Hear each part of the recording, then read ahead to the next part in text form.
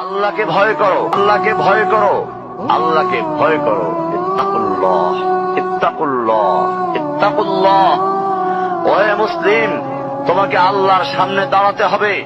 তোমার হিসাব নেওয়ার জন্য আল্লাহই যথেষ্ট, যিনি সব জানেন। তুমি যা গোপন করো ও প্রকাশ করো। তোমাকে অবশ্যই মৃত্যু বরণ করতে হবে। যখন তুমি দুনিয়ার সব কিছু ছেড়ে চলে যাবে, শুধু তুমি আখিরাতের জন্য যা সঞ্চয় করেছো তা নিয়ে সাবধান হও তোমার শেষ আমলের ব্যাপারে। তুমি জানো না কখন তোমার শেষ মুহূর্ত। তুমি কি প্রস্তুত মৃত্যুর জন্য? তুমি কি প্রস্তুত কবরের সওয়াল জবাবের জন্য? তুমি কি প্রস্তুত ভয়াবহ কিয়ামতের জন্য, হাসরের ময়দানের জন্য, হিসাব নিকাশের জন্য, আল্লাহকে জবাব দেওয়ার জন্য, মিজানের জন্য? তুমি কি প্রস্তুত চুলের চাইতে সূক্ষ্ম, তরবারির চাইতে ধারালো পুল সিরাতকে পাড়ি দেওয়ার